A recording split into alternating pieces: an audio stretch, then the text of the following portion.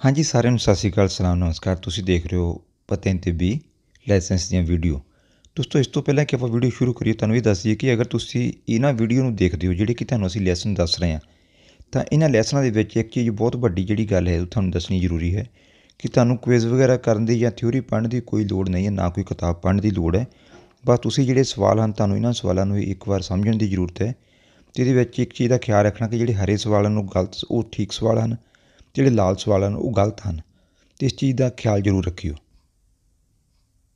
ਬਾਕੀ ਇਹਦੇ ਵਿੱਚ ਤੁਹਾਨੂੰ ਕੋਈ ਵੀ ਚੈਪਟਰ ਵਗੈਰਾ ਦੇਖਣ ਦੀ ਕੋਈ ਲੋੜ ਨਹੀਂ ਹੈ। ਅਸੀਂ ਜੋ ਵੀ ਲਾਇਸੈਂਸ ਕਰ ਰਹੇ ਹਾਂ ਜਾਂ ਕਰਾ ਰਹੇ ਹਾਂ ਤੁਹਾਨੂੰ, ਅਸੀਂ ਉਸ ਦੇ ਉੱਤੇ ਲਿਖ ਰਹੇ ਹਾਂ ਕਿ ਪਤੈਂਤੇ ਬੀ in Punjabi part 1, part 2, part 3 ਇਸ ਤਰ੍ਹਾਂ ਚੱਲੇਗਾ। ਅਸੀਂ ਆਪਣੇ ਆਪ ਹੀ ਸਟਾਰਟਿੰਗ ਤੋਂ ਹੀ ਸ਼ੁਰੂ ਕੀਤਾ ਹੈ, ਅਤੇ ਉਹ ਜਿਹੜੇ ਸਵਾਲ ਪੇਪਰ ਦੇ ਵਿੱਚ ਤੁਹਾਨੂੰ ਆਉਣੇ ਹਨ ਉਹਨਾਂ ਸਵਾਲਾਂ ਨੂੰ ਇਹਨਾਂ ਦੇ ਵਿੱਚ ਸ਼ਾਮਿਲ ਕੀਤਾ ਹੈ। ਇਸ ਤੋਂ ਇਲਾਵਾ ਕੋਈ ਵੀ ਸਵਾਲ ਅਸੀਂ ਬਿਲਕੁਲ ਛੱਡਿਆ ਨਹੀਂ ਹੈ। ਅਤੇ ਅਗਰ ਤੁਸੀਂ ਸਿਰਫ ਲਗਾਤਾਰ ਇਸ ਨੂੰ ਹੀ ਪੜ੍ਹਦੇ ਹੋ ਤਾਂ ਹੋਰ ਕੁਝ ਵੀ ਕਰਨ ਦੀ ਜ਼ਰੂਰਤ ਨਹੀਂ ਹੈ। ਅਤੇ ਹੁਣ ਆਪਣਾ ਸਵਾਲ ਨੰਬਰ ਪਹਿਲਾਂ ਤੁਹਾਨੂੰ ਸਕਰੀਨ 'ਤੇ ਦਿਖਾਈ ਦੇ ਰਿਹਾ ਹੈ ਕਿ ਲੇਸਤਰਾ ਦੇ ਐਕਸਟਰਾ ਉਰਬਾਨੇ। ਸਤਰਾਦੇ ਹੁੰਦੀ ਹੈ ਜੀ ਸੜਕ, ਐਕਸਟਰਾ ਉਰਬਾਨੇ ਹੁੰਦੀ ਹੈ ਜੀ ਐਕਸਟਰਾ ਉਰਬਾਨੇ ਪ੍ਰਿੰਸੀਪਾਲੀ। ਹੁਣ ਪਹਿਲਾਂ ਤੁਹਾਨੂੰ ਇਹ ਦੱਸ ਦਈਏ ਕਿ ਐਕਸਟਰਾ ਉਰਬਾਨੇ ਪ੍ਰਿੰਸੀਪਾਲੀ ਕੀ ਹੁੰਦੀ ਹੈ। ਇੱਕ ਤਰ੍ਹਾਂ ਦੀ ਸੜਕ ਹੁੰਦੀ ਹੈ ਜਿਹਦੇ ਉੱਤੇ ਕਿ ਨੀਲੇ ਰੰਗ ਦੇ ਨਿਸ਼ਾਨ ਲੱਗੇ ਹੁੰਦੇ ਹਨ। ਹੁਣ ਤੁਸੀਂ ਦੇਖਿਆ ਹੋਵੇਗਾ ਇਟਲੀ ਵਿੱਚ ਬਹੁਤ ਸਾਰੀਆਂ ਸੜਕਾਂ ਵਧੀਆ ਬਣੀਆਂ ਹਨ। ਇਹ ਦੂਜੇ ਨੰਬਰ ਦੀ ਸੜਕ ਹੁੰਦੀ ਹੈ ਜੀ ਇਟਲੀ ਦੀ।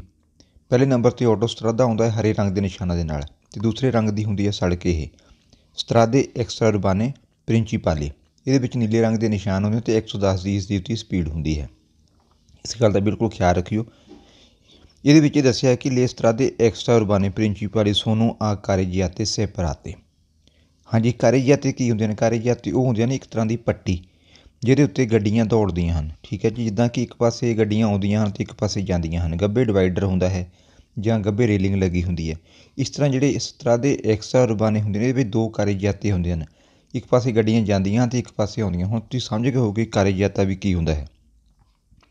ਇਹਦੇ ਸਵਾਲ ਦੇ ਵਿੱਚ ਹੁਣ ਆਪਾਂ ਚੱਲਦੇ ਹਾਂ। ਸਵਾਲ ਦੇ ਵਿੱਚ ਇਹੀ ਕਿਹਾ ਗਿਆ ਹੈ ਕਿ le strade extraeurbane principali sono a carreggiate separate। ਇਹਦੇ ਵਿੱਚ carreggiate ਜਿਹੜੇ ਹੁੰਦੇ ਹਨ ਉਹ ਸੈਪਰੇਟ ਹੁੰਦੇ ਹਨ। ਅਗਲਾ ਸਵਾਲ ਹੈ ਜੀ ਆਪਣਾ le strade extraeurbane principali sono dotate di opposite ਏਰੀਏ ਦੀ ਸੋਸਤਾ। ਉਹ ਕਹਿੰਦਾ ਜਿਹੜੇ strade extraeurbane principali ਹੁੰਦੇ ਹਨ ਇਹਨਾਂ ਦੇ ਵਿੱਚ ਸੋਸਤਾ ਕਰਨ ਦੇ ਵਾਸਤੇ ਇੱਕ ਵੱਖਰਾ ਏਰੀਆ ਦਿੱਤਾ ਜਾਂਦਾ ਹੈ ਦੋਨਾਂ ਪਾਸੇ। ਬਿਲਕੁਲ ਸਹੀ ਗੱਲ ਹੈ ਜੀ। ਅਗਲਾ ਹੈ ਜੀ la strada extraurbana principale non incroci a raso che la attraversano। ਹੁਣ ਪਹਿਲਾਂ ਤੁਹਾਨੂੰ ਇਹ ਦੱਸ ਦਈਏ ਕਿ non incroci a raso ਕੀ ਹੁੰਦਾ ਹੈ। incroci a raso ਹੁੰਦਾ ਹੈ ਇੱਕ ਇਹੋ ਜਿਹਾ ਚੁਰਾਹਾ ਜਿਹੜਾ ਕਿ ਤੁਹਾਡੇ ਸਾਹਮਣੇ ਆਵੇ। ਜਿੱਦਾਂ ਕਿ ਤੁਸੀਂ ਮੰਨ ਲਓ ਕਿਤੇ ਜਾ ਰਹੇ ਹੋ, ਤੁਸੀਂ ਦੇਖਿਆ ਹੋਵੇਗਾ ਕਿ ਪਿੰਡਾਂ ਵਿੱਚ ਸੜਕਾਂ ਇੱਕ ਦੂਜੇ ਨਾਲ ਜੁੜਦੀਆਂ ਹਨ ਅਤੇ ਕਈ ਵਾਰ ਚੁਰਾਹਾ ਹੁੰਦਾ ਜਦੋਂ ਆਪਾਂ ਇੱਕ ਸੜਕ ਨੂੰ ਪਾਰ ਕਰਦੇ ਹਾਂ ਦੂਜੀ ਸੜਕ ਉਸ ਸੜਕ ਨੂੰ ਕੱਟਦੀ ਹੈ, ਮਤਲਬ ਗੱਡੀ ਸੱਜੇ ਖੱਬਿਓਂ ਵੀ ਆ ਸਕਦੀ ਹੈ। ਇਹਨੂੰ ਕਹਿੰਦੇ ਹਨ ਇਨਕਰੋਚੇ ਆ ਰਾਜੋ। ਹੁਣ ਜਿਹੜੇ ਆਟੋਸਟਰਾਦੇ ਹੁੰਦੇ ਹਨ ਜਾਂ ਸਟਰਾਦੇ ਐਕਸਟਰਾਉਰਬਾਨੇ ਹੁੰਦੇ ਹਨ ਇਹਦੇ ਵਿੱਚ ਤੁਹਾਨੂੰ ਕੋਈ ਵੀ ਇਹੋ ਜਿਹੀ ਸੜਕ ਨਹੀਂ ਮਿਲੇਗੀ ਜਿਹੜੀ ਤੁਹਾਡੇ ਮੋਹਰ ਦੀ ਗੱਡੀ ਲੰਘੇ। ਅਗਰ ਕੋਈ ਗੱਡੀ ਲੰਘੇਗੀ ਜਾਂ ਤਾਂ ਉੱਪਰੋਂ ਲੰਘੇਗੀ ਜਾਂ ਫਿਰ ਥੱਲਿਓਂ ਦੀ ਸੜਕ ਬਣਾਈ ਜਾਏਗੀ ਜਿੱਦਾਂ ਰੇਲ ਦਾ ਪੁਲ ਹੁੰਦਾ ਹੈ।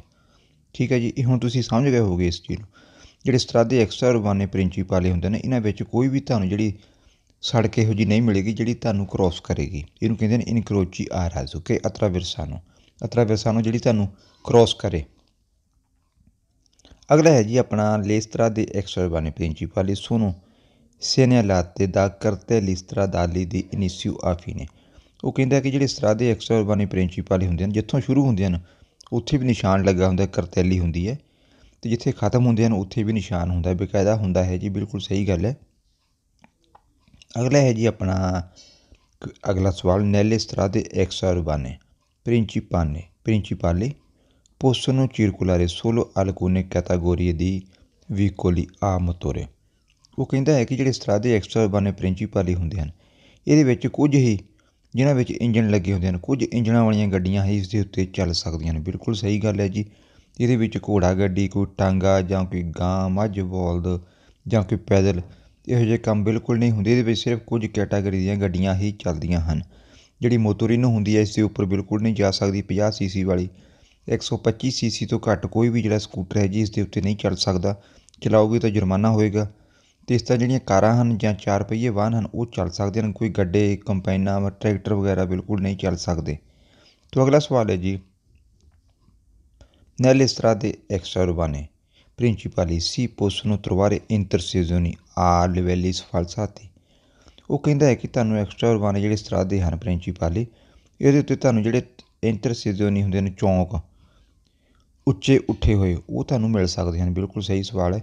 ਹੁਣ ਤੁਹਾਨੂੰ ਥੋੜ੍ਹਾ ਜਿਹਾ ਡਿਟੇਲ ਦੇ ਵਿੱਚ ਦੱਸ ਦਈਏ। ਇੰਟਰਸੀਜ਼ੋਨੀ ਹੁੰਦੀ ਹੈ ਜੀ ਚੁਰਾਹਾ, ਜਿੱਥੋਂ ਸੜਕ ਦੂਜੇ ਸੜਕ ਨੂੰ ਪਾਰ ਕਰਦੀ ਹੈ। ਲਵੈਲੀ ਸਫਲਸਾਤੀ ਕੀ ਹੁੰਦਾ ਹੈ? ਲਵੈਲੀ ਸਫਲਸਾਤੀ ਉਹ ਹੁੰਦਾ ਹੈ ਕਿ ਜਿੱਦਾਂ ਕਿ ਉੱਚਾ ਚੁੱਕਿਆ ਹੋਇਆ, ਜਿਹਨੂੰ ਆਪਾਂ ਇਹ ਕਹਿ ਸਕਦੇ ਹਾਂ ਕਿ ਇੱਕ ਚੁਰਾਹਾ ਨਹੀਂ ਆਪਾਂ ਨੂੰ ਟੱਕਰੇਗਾ, ਇੱਕ ਪੁਲ। ਅਗਰ ਕੋਈ ਸੜਕ ਸੜਕ ਨੂੰ ਕੱਟ ਰਹੀ ਹੈ ਤਾਂ ਉੱਤੋਂ ਦੀ ਇੱਕ ਪੁਲ ਬਣਿਆ ਹੋਏਗਾ, ਥੱਲੇੋਂ ਆਪਣੀ ਗੱਡੀ ਲੰਘ ਜਾਂਦੀ ਹੈ, ਉੱਪਰ ਦੀ ਦੂਸਰੀ ਗੱਡੀ। ਜੇ ਆਪਾਂ ਨੂੰ ਕੋਈ ਸੜਕ ਕੱਟੇਗੀ ਵੀ ਐਕਸਟਰਾ ਉਰਬਾਨਾਂ ਦੇ ਉੱਪਰ ਤਾਂ ਇਸ ਤਰ੍ਹਾਂ ਹੀ ਕੱਟੇਗੀ, ਸੜਕ ਜਾਂ ਤਾਂ ਉੱਪਰ ਦੀ ਲੰਘ ਜਾਏਗੀ ਜਾਂ ਫਿਰ ਸੜਕ ਆਪਣੀ ਸੜਕ ਦੇ ਥੱਲਿਓਂ ਦੀ ਲੰਘ ਜਾਏਗੀ। ਮਤਲਬ ਤੁਹਾਨੂੰ ਗੱਡੀ ਨੂੰ ਬ੍ਰੇਕ ਲਾਉਣ ਦੀ ਜਾਂ ਸਪੀਡ ਘੱਟ ਕਰਨ ਦੀ ਕੋਈ ਜ਼ਰੂਰਤ ਨਹੀਂ ਪਏਗੀ। ਇਸ ਨੂੰ ਕਹਿੰਦੇ ਹਨ ਜੀ ਲਵੈਲੀ ਸਫਲਸਾਤੀ। ਯਾਦ ਰੱਖਿਓ, ਜਿਹੜਾ ਹੁੰਦਾ ਇਨਕਰੋਚੀ ਆਰਾਜ਼ੋ, ਜਿੱਦਾਂ ਪਹਿਲਾਂ ਦੱਸਿਆ ਸੀ, ਉਹ ਹੁੰਦਾ ਹੈ ਜਿਹੜਾ ਬਰਾਬਰ ਦੇ ਲੈਵਲ 'ਤੇ ਕੋਈ ਚੁਰਾਹਾ, ਅਤੇ ਜਿਹੜਾ ਲਵੈਲੀ ਸਫਲਸਾਤੀ ਹੁੰਦਾ ਜੀ ਇਹ ਉੱਚਾ ਉੱਠਿਆ ਹੁੰਦਾ, ਜਿੱਦਾਂ ਕਿ ਪੁਲ ਵਗੈਰਾ। ਤੋ ਅਗਲਾ ਸਵਾਲ ਹੈ ਜੀ ਆਪਣਾ le strade extraurbane principali sono provviste di corsie di accelerazione per l'ingresso। ਉਹ ਕਹਿੰਦਾ ਹੈ ਕਿ ਹੁਣ ਪਹਿਲਾਂ ਤੁਹਾਨੂੰ accelerazione per ingresso ਦੱਸ ਦਈਏ। ਜਿੱਦਾਂ ਕਿ ਤੁਸੀਂ ਕਿਸੇ ਵੀ ਆਪਣੇ ਆਟੋਸਟਰਾਦੇ ਜਾਂ ਤੁਸੀਂ ਸਟਰਾਦਾ ਐਕਸਟਰਾ ਉਰਬਾਨੇ ਜਿਹੜਾ ਹੁੰਦਾ ਇਹਦੇ ਵਿੱਚ ਜਦੋਂ ਤੁਸੀਂ ਐਂਟਰ ਹੁੰਦੇ ਹੋ, ਤੁਸੀਂ ਦੇਖਿਆ ਹੋਵੇ ਕਿ ਐਂਟਰ ਹੋਣ ਤੋਂ ਪਹਿਲਾਂ ਇੱਕ ਛੋਟੀ ਜਿਹੀ ਸੜਕ ਹੁੰਦੀ ਹੈ। ਤੁਸੀਂ ਉਸ ਸੜਕ ਦੇ ਉੱਤੇ ਥੋੜ੍ਹਾ ਟਾਈਮ ਗੱਡੀ ਚਲਾਉਂਦੇ ਹੋ, ਥੋੜ੍ਹਾ 200-300 ਮੀਟਰ ਦੀ ਸੜਕ ਹੁੰਦੀ ਹੈ, 200 ਮੀਟਰ ਦੀ, ਫਿਰ ਤੁਸੀਂ ਸੜਕ ਦੇ ਵਿੱਚ ਐਂਟਰ ਹੁੰਦੇ ਹੋ। ਉਹ ਸੜਕ ਇਸੇ ਕਰਕੇ ਬਣਾਈ ਜਾਂਦੀ ਹੈ ਤਾਂ ਕਿ ਤੁਹਾਡੀ ਜਿਹੜੀ ਗੱਡੀ ਹੈ ਜੀ ਉਹ ਉੱਥੇ ਤੱਕ ਪਹੁੰਚਦੀ ਆਪਣੀ ਪੂਰੀ ਸਪੀਡ ਨੂੰ ਪਕੜ ਸਕੇ। ਅਤੇ ਇੱਕਦਮ ਤੁਸੀਂ ਇਹ ਨਹੀਂ ਹੈ ਕਿ ਉਸ ਸੜਕ ਦੇ ਉੱਤੇ ਜਾ ਕੇ ਹੀ ਸਪੀਡ ਫੜਨੀ ਹੈ, ਕਿਉਂਕਿ ਪਿੱਛੋਂ ਜਿਹੜੀਆਂ ਗੱਡੀਆਂ ਆਉਂਦੀਆਂ ਹਨ ਤੇਜ਼ ਆਉਂਦੀਆਂ ਹਨ। ਇਸ ਕਰਕੇ ਇਹਨਾਂ ਸੜਕਾਂ ਦੇ ਉੱਤੇ ਜਿਹੜੇ accelerazione per l'ingresso ਹੁੰਦੀ ਹੈ ਉਹ ਤੁਹਾਨੂੰ ਇਸ ਦੇ ਉੱਤੇ ਮਿਲਦੇ ਹਨ। ਸਹੀ ਸਵਾਲ ਹੈ। ਹੁਣ ਤੁਸੀਂ ਦੇਖ ਸਕਦੇ ਹੋ ਕਿ ਲਾਲ ਰੰਗ ਦਾ ਸਵਾਲ ਆ ਰਿਹਾ ਹੈ, ਗਲਤ ਸਵਾਲ ਹੈ ਜੀ। sulle strade extraurbane principali è consentito circolare alla velocità massima di 130 km/h। ਉਹ ਕਹਿੰਦਾ ਹੈ ਕਿ strade extraurbane principali ਦੇ ਉੱਤੇ 130 ਕਿਲੋਮੀਟਰ ਘੰਟੇ ਦੀ ਸਪੀਡ ਦੇ ਨਾਲ ਤੁਸੀਂ ਗੱਡੀ ਚਲਾ ਸਕਦੇ ਹੋ ਮੈਕਸੀਮਮ। ਬਿਲਕੁਲ ਗਲਤ ਸਵਾਲ ਹੈ ਜੀ, ਕਦੀ ਵੀ ਇੱਦਾਂ ਨਹੀਂ ਕਰਨਾ। ਇਸ ਦੇ ਉੱਤੇ 110 ਦੀ ਸਪੀਡ ਹੁੰਦੀ ਹੈ, ਦਿਮਾਗ ਦੇ ਵਿੱਚ ਰੱਖਿਓ ਇਹਨਾਂ ਚੀਜ਼ਾਂ ਨੂੰ। le strade extraurbane principali sono contraddistinte da segnaletica verde।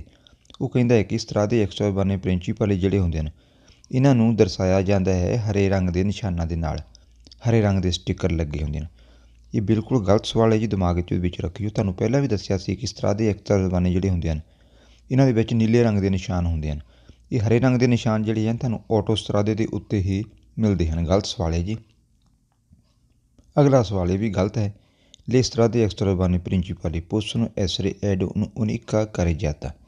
ਉਹ ਕਹਿੰਦਾ ਹੈ ਕਿ ਜਿਹੜੇ strade extraurbane principali ਹੁੰਦੇ ਹਨ ਇਹਦੇ ਵਿੱਚ ਇੱਕ ਹੀ carreggiata ਹੁੰਦਾ ਹੈ। ਬਿਲਕੁਲ ਗਲਤ ਸਵਾਲ ਹੈ ਜੀ। ਅਗਰ ਇੱਕ carreggiata ਹੋਏਗਾ ਤਾਂ ਫਿਰ ਕੋਈ ਵੀ ਡਿਵਾਈਡਰ ਨਹੀਂ ਬਣ ਸਕਦਾ। ਫਿਰ ਸੜਕ ਜਿਹੜੀ ਹੈ ਜੀ, ਸੜਕ ਦੇ ਦੋਨੋਂ ਪਾਸੇ ਜੁੜੇ ਹੋਣੇ ਚਾਹੀਦੇ ਹਨ।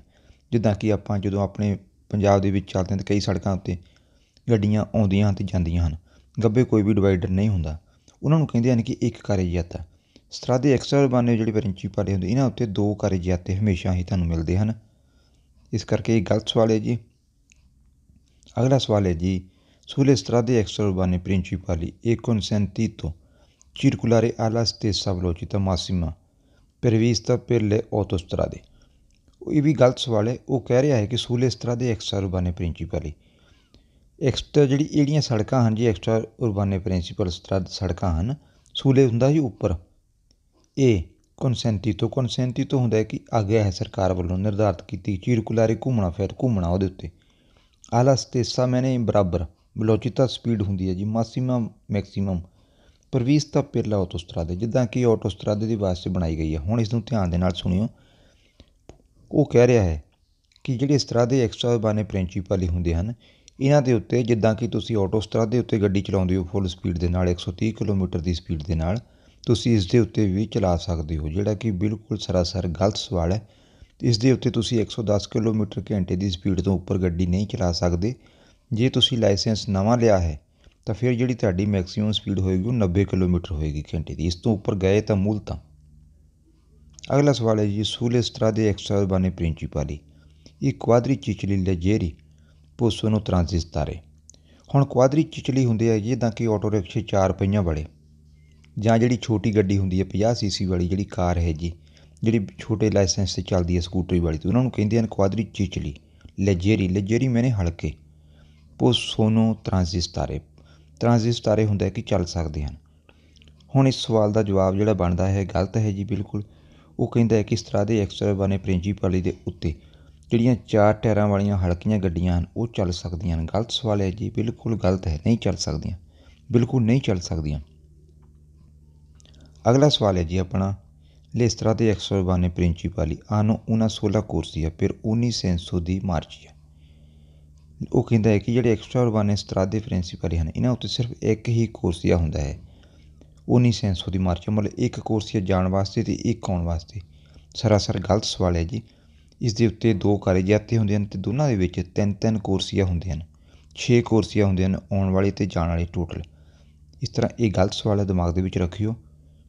ਅਗਲਾ ਹੈ ਸਵਾਲ, sulle strade extraurbane principali i ciclomotori possono transitare। ਉਹ ਕਹਿੰਦਾ ਹੈ ਕਿ ਸਤਰਾਦੇ ਐਕਸਟਰਾ ਪ੍ਰਿੰਸੀਪਲ ਦੇ ਉੱਤੇ ਜਿਹੜੀਆਂ ਮੋਟਰੀ ਨੂੰ ਹੁੰਦੀਆਂ ਹਨ ਸਕੂਟਰੀਆਂ 50 cc ਇੰਜਣ ਵਾਲੀਆਂ ਉਹ ਚੱਲ ਸਕਦੀਆਂ ਹਨ। ਗਲਤ ਸਵਾਲ ਹੈ ਜੀ। ਅਗਰ ਤੁਸੀਂ ਇਸ ਦੇ ਉੱਤੇ ਸਕੂਟਰੀ ਨੂੰ ਚਲਾਓਗੇ ਤਾਂ ਜੁਰਮਾਨਾ ਜ਼ਰੂਰ ਠੁਕੇਗਾ ਜੀ। ਇਸ ਗੱਲ ਦਾ ਬਿਲਕੁਲ ਖਿਆਲ ਰੱਖਿਓ। ਤੁਸੀਂ ਇਸ ਦੇ ਉੱਤੇ 125 cc ਤੋਂ ਘੱਟ ਇੰਜਣ ਵਾਲੀ ਕੋਈ ਵੀ ਗੱਡੀ ਨਹੀਂ ਚਲਾ ਸਕਦੇ। ਇਸ ਤਰ੍ਹਾਂ ਇਹ ਗਲਤ ਸਵਾਲ ਹੈ। ਤੋਂ ਅਗਲਾ ਸਵਾਲ ਹੈ ਜੀ, nelle strade extraurbane principali non vi sono curve né dossi। ਉਹ ਕਹਿੰਦਾ ਹੈ ਕਿ ਜਿਹੜੇ ਸਤਰਾਦੇ ਐਕਸਟਰਾ ਪ੍ਰਿੰਸੀਪਲੀ ਹੁੰਦੇ ਨੇ ਇਹਨਾਂ ਉੱਤੇ ਨਾ ਤੁਹਾਨੂੰ ਕੋਈ ਮੋੜ ਮਿਲਦਾ ਹੈ ਅਤੇ ਨਾ ਹੀ ਤੁਹਾਨੂੰ ਕੋਈ ਊਚ ਨੀਚ ਮਿਲਦੀ ਹੈ ਜਗ੍ਹਾ, ਜਿੱਦਾਂ 200 ਵਗੈਰਾ, ਜਿੱਦਾਂ ਕਿ ਪੁਲ ਵਗੈਰਾ ਕੋਈ, ਜਾਂ ਪੁਲ ਜਾਂ ਥੱਲੇ ਆਉਂਦੀ ਕੋਈ ਰੇਲਵੇ ਲਾਈਨ ਦੇ। ਅਤੇ ਜਿਹੜਾ ਕਿ ਬਿਲਕੁਲ ਸਰਾਸਰ ਗਲਤ ਸਵਾਲ ਹੈ ਜੀ। ਬੰਦੇ ਨੂੰ ਇਸ ਤਰ੍ਹਾਂ ਹੀ ਇਹ ਘੁਮਾਉਂਦੇ ਹਨ। ਹੁਣ ਜਿਹੜਾ ਸਤਰਾਦਾ ਐਕਸਟਰਾ ਪ੍ਰਿੰਸੀਪਲੀ ਹੁੰਦਾ ਇਹਦੇ ਉੱਤੇ ਤੁਹਾਨੂੰ ਮੋੜ ਵੀ ਮਿਲਦੇ ਹਨ ਅਤੇ ਜਿੱਦਾਂ ਕਿ ਦੋਸੀ ਵੀ ਮਿਲਦੇ ਹਨ, ਜਿੱਦਾਂ ਕਿ ਪੁਲ ਵਗੈਰਾ ਵੀ ਆਉਂਦਾ ਹੈ ਰਸਤੇ ਵਿੱਚ। ਪੁਲ ਤਾਂ ਇਸ ਦੇ ਵਿੱਚ ਬਹੁਤ ਆਉਂਦੇ ਹਨ ਕਿਉਂਕਿ ਸੜਕਾਂ ਕਈ ਵਾਰ ਥੱਲਿਓਂ ਦੀ ਲੰਘਾਤੀਆਂ ਜਾਂਦੀਆਂ ਹਨ, ਕਈ ਵਾਰ ਉੱਪਰ ਦੀ, ਅਤੇ ਬਾਕੀ ਜਿਹੜੇ ਮੋੜ ਵਗੈਰਾ ਹੁੰਦੇ ਹਨ ਉਹ ਵੀ ਤੁਹਾਨੂੰ ਬਕਾਇਦਾ ਮਿਲਦੇ ਹਨ। ਅਤੇ ਇਸ ਕਰਕੇ ਇਹ ਵੀ ਗਲਤ ਸਵਾਲ ਹੈ ਜੀ। ਤੋਂ ਅਗਲਾ ਸਵਾਲ ਹੈ ਜੀ ਆਪਣਾ ਇਸ ਚੈਪਟਰ ਦਾ ਲਾਸਟ ਸਵਾਲ ਹੈ, Le strade extraurbane principali devono essere dotate di pannelli a messaggio variabile। ਉਹ ਕਹਿੰਦਾ ਕਿ ਜਿਹੜੇ ਐਕਸਟਰਾ ਉਰਬਾਨੇ ਸਤਰਾਦੇ ਹੁੰਦੇ ਹਨ ਇਹਦੇ ਉੱਤੇ ਤੁਹਾਨੂੰ ਬਹੁਤ ਸਾਰੀਆਂ ਪਨੈਲੀ ਲਿਖੀਆਂ ਹੋਈਆਂ ਮਿਲਦੀਆਂ ਹਨ ਜਿਨ੍ਹਾਂ ਉੱਤੇ ਬਹੁਤ ਅਲੱਗ-ਅਲੱਗ ਤਰ੍ਹਾਂ ਦੀ ਜਾਣਕਾਰੀ ਹੁੰਦੀ ਹੈ। ਬਿਲਕੁਲ ਗਲਤ ਸਵਾਲ ਹੈ ਜੀ। ਸਤਰਾਦੇ ਐਕਸਟਰਾ ਉਰਬਾਨੇ ਦੇ ਉੱਤੇ ਤੁਹਾਨੂੰ ਇਹਨਾਂ ਚੀਜ਼ਾਂ ਤੋਂ ਦੂਰ ਰੱਖਿਆ ਜਾਂਦਾ ਹੈ। ਕੋਈ ਇਹੋ ਜਿਹੀਆਂ ਪਨੈਲੀ ਨਹੀਂ ਮਿਲਦੀਆਂ ਤੁਹਾਨੂੰ ਕਿ ਅੱਗੇ 200 ਹੈ, ਅੱਗੇ ਆਹ ਹੈ, ਅੱਗੇ ਸੜਕ ਖਰਾਬ ਹੈ, ਹੌਲੀ ਚੱਲੋ, 50 ਦੀ ਸਪੀਡ 'ਤੇ ਚੱਲੋ। ਇਹ ਐਕਸਟਰਾ ਉਰਬਾਨੇ ਜਿਹੜੇ ਸਤਰਾਦੇ ਹੁੰਦੇ ਹਨ ਇਹ 2 ਨੰਬਰ ਦੇ ਬਣਦੇ ਹਨ ਇਟਲੀ ਦੇ ਵਿੱਚ। ਆਟੋ ਸਤਰਾਦੇ ਤੋਂ ਬਾਅਦ ਇਹਨਾਂ ਦਾ ਨੰਬਰ ਲੱਗਦਾ ਹੈ ਅਤੇ ਇਹ ਹਾਈ ਕੁਆਲਿਟੀ ਸੜਕਾਂ ਹੁੰਦੀਆਂ ਹਨ। ਇਹਦੇ ਵਿੱਚ ਇਹੋ ਜਿਹੀਆਂ ਚੀਜ਼ਾਂ ਕੋਈ ਨਹੀਂ ਹੁੰਦੀਆਂ। ਇਸ ਤਰ੍ਹਾਂ ਤੁਸੀਂ ਦੇਖਿਆ ਹੈ ਕਿ ਕਿਹੜੇ ਸਵਾਲ ਸਹੀ ਹਨ ਅਤੇ ਕਿਹੜੇ ਗਲਤ ਸਵਾਲ ਹਨ। ਜਿਨ੍ਹਾਂ ਵੀਰਾਂ ਨੇ ਸਾਡੇ ਇਸ ਹਿਸਾਬ ਦੇ ਨਾਲ ਸਟੱਡੀ ਕੀਤੀ ਹੈ ਉਹਨਾਂ ਲੋਕਾਂ ਨੂੰ ਕੁਇਜ਼ ਕਰਨ ਦੀ ਕੋਈ ਲੋੜ ਨਹੀਂ ਹੈ। ਅਗਰ ਕੋਈ ਬੰਦਾ ਇਹਨਾਂ ਨੂੰ ਸਵਾਲਾਂ ਨੂੰ ਪੜ੍ਹਦਾ ਹੈ, ਬਾਰ-ਬਾਰ ਪੜ੍ਹਦਾ ਹੈ, ਤਾਂ ਬਹੁਤ ਥੋੜ੍ਹੇ ਸਮੇਂ ਦੇ ਵਿੱਚ ਤੁਸੀਂ ਜਿਹੜਾ ਕੁਇਜ਼ ਕਰਨ ਦੀ ਕੋਈ ਤੁਹਾਨੂੰ ਜ਼ਰੂਰਤ ਨਹੀਂ ਪਏਗੀ ਅਤੇ ਤੁਸੀਂ ਆਪਣੇ ਆਪ ਨੂੰ ਸਮਝੋਗੇ ਕਿ ਤੁਸੀਂ ਇਸ ਚੀਜ਼ ਦੇ ਕਾਬਿਲ ਹੋ ਚੁੱਕੇ ਹੋ। ਫਿਰ ਵੀ ਅਗਰ ਤੁਸੀਂ ਸਾਡੇ ਹਿਸਾਬ ਦੇ ਨਾਲ ਤਿਆਰੀ ਕਰਦੇ ਹੋ ਉਸ ਤੋਂ ਬਾਅਦ ਤੁਸੀਂ ਕੋਈ ਕੁਇਜ਼ ਵਗੈਰਾ ਵੀ ਚੈੱਕ ਕਰਨੇ ਚਾਹੋ ਅਤੇ ਤੁਸੀਂ ਦੇਖੋਗੇ ਕੁਇਜ਼ ਵੀ ਜਿਹੜੇ ਤੁਹਾਡੇ ਹੋਣਗੇ ਤੁਸੀਂ ਉਹਨਾਂ ਵਿੱਚੋਂ ਪੂਰੇ ਨੰਬਰ ਲਿਜਾਓਗੇ। ਇਹ ਜਿਹੜਾ ਫਾਰਮੂਲਾ ਹੈ ਜੀ ਇਹ ਸਿਰਫ ਫਾਰਮੂਲਾ ਅਸੀਂ ਤੁਹਾਨੂੰ ਦੱਸ ਰਹੇ ਹਾਂ। ਬਾਕੀ ਤੁਸੀਂ ਕੁਇਜ਼ਾਂ ਦੇ ਹਿਸਾਬ ਦੇ ਨਾਲ ਚੱਲੋਗੇ ਤਾਂ ਤੁਹਾਡਾ ਜਿਹੜਾ ਸਮਾਂ ਹੈ ਜੀ ਉਹਦੇ ਵਿੱਚ ਤੁਸੀਂ ਆਪਣੇ ਆਪ ਹੀ ਟਰਾਈ ਕਰਕੇ ਦੇਖ ਸਕਦੇ ਹੋ ਕਿ ਕਿਹੜਾ ਸੌਖਾ ਤਰੀਕੇ ਨਾਲ ਤੁਹਾਨੂੰ ਲਾਇਸੈਂਸ ਹੋਏਗਾ। ਜਿਹੜਾ ਸਭ ਤੋਂ ਸੌਖਾ ਤਰੀਕਾ ਤੁਹਾਨੂੰ ਅਸੀਂ ਦੱਸ ਰਹੇ ਹਾਂ ਇਸ ਦੇ ਹਿਸਾਬ ਦੇ ਨਾਲ ਚੱਲੋਗੇ ਤਾਂ ਬਹੁਤ ਜ਼ਿਆਦਾ ਫਾਇਦਾ ਹੋਏਗਾ। ਬਾਕੀ ਵੀਡੀਓ ਨੂੰ ਲਾਈਕ ਸ਼ੇਅਰ ਜ਼ਰੂਰ ਕਰ ਦਿਓ ਜਿਹੜੇ ਲੋਕ ਲਾਇਸੈਂਸ ਕਰਨਾ ਚਾਹੁੰਦੇ ਹਨ, ਕਿਉਂਕਿ ਜਦੋਂ ਸਾਡੀਆਂ ਵੀਡੀਓ ਸਾਰੀਆਂ ਵੀ ਇਸ ਦੇ ਉੱਤੇ ਅਪਲੋਡ ਹੋ ਜਾਣਗੀਆਂ ਅਤੇ ਸਾਰਾ ਕੁਝ ਜੋ ਵੀ ਹੋਏਗਾ ਜੀ ਬਿਲਕੁਲ ਫ੍ਰੀ ਹੋਏਗਾ। ਕਿਸੇ ਤੋਂ ਕੋਈ 450 ਯੂਰੋ ਦਾ ਪੈਕੇਜ ਜਿਹੜਾ ਹੈ ਜੀ ਕਿਸੇ ਨੂੰ ਨਹੀਂ ਦਿੱਤਾ ਜਾਏਗਾ, ਪੈਕੇਜ ਜਿਹਨੂੰ ਆਪਾਂ ਕਹਿੰਦੇ ਹਾਂ, ਜਾਂ ਕਿਸੇ ਤੋਂ ਕੋਈ ਪੈਸਾ ਨਹੀਂ ਲਿਆ ਜਾਏਗਾ, ਕੋਈ ਐਪਲੀਕੇਸ਼ਨ ਨਹੀਂ ਬਣਾਈ ਜਾਏਗੀ, ਕੋਈ ਐਪਲੀਕੇਸ਼ਨ ਦਾ ਪੈਸਾ ਨਹੀਂ ਲਿਆ ਜਾਏਗਾ। ਜੋ ਕੁਝ ਹੋਏਗਾ ਜੀ ਸਾਰਾ ਕੁਝ ਫ੍ਰੀ ਹੋਏਗਾ। ਅਤੇ ਚੈਨਲ ਜਿਹੜਾ ਹੈ ਜੀ ਬੇਕਾਰ ਚੈਨਲ ਪਏ ਹੋਏ ਸਨ ਮੇਰੇ ਕੋਲ 2-4 ਸਾਲਾਂ ਦੇ, ਅਤੇ ਇਸ ਕਰਕੇ ਸੋਚਿਆ ਹੈ ਕਿ ਨਾ ਚੈਨਲ ਉੱਤੇ ਕਿਉਂ ਨਾ ਵੀਡੀਓ ਇਹੋ ਜਿਹੀਆਂ ਪਾਈਆਂ ਜਾਣ ਜਿਹਦਾ ਕਿ ਤੁਹਾਨੂੰ ਸਾਰਿਆਂ ਨੂੰ ਵੀ ਫਾਇਦਾ ਹੋਵੇ। ਬਾਕੀ ਤੁਸੀਂ ਵੀਡੀਓ ਦੇਖੀ, ਧੰਨਵਾਦ ਜੀ।